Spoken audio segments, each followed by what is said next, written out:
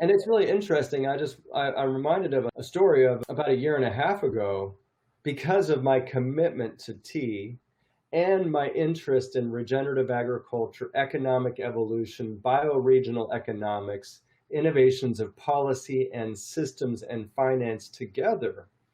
I was flown to Asia and Hong Kong and Taiwan in particular for a week-long trip to be the economic strategy advisor for an entrepreneur network wanting to cultivate a tea industry here in the North American continent, which has never been done before. Every other major continent has tea industry except the US.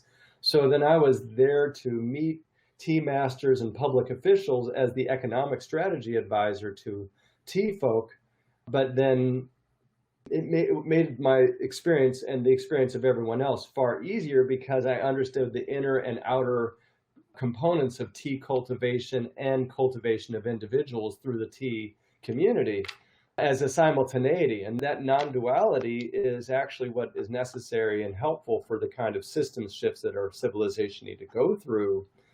The conundrums that I'm facing now is transportation, housing, social equity, economic equality, gender issues, what we do with financial crisis and environmental crisis and fire crisis and infrastructure decision making and tax policy and politics to manage a place like California. But then how do you then deal with any of those issues without considering the other issues at the same time? Because whether we want to then break them out as separate silos of discussion to make it easier to understand, actually that process of dumbing it down to break it into silos actually makes it more complex because you're putting on a bunch of blinders and blind spots. So we must cultivate the capacity in ourselves and as leaders, whether we're civic leaders or private sector leaders or advocates and social activists.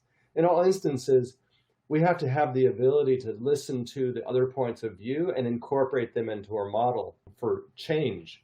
And that's some of the greatest challenges we face today in the world of leaders who are trying to answer to all these kinds of questions and not having an institutional framework to make it function. So in essence, resolving or addressing those very difficult questions is the essence of my work now. And that's the work we're doing with various leaders across the state. But why I wove into that is it's actually just a continuation of the same consciousness that we started with, as you were saying. But I wanted to make sure that there's a recognition of the continuum.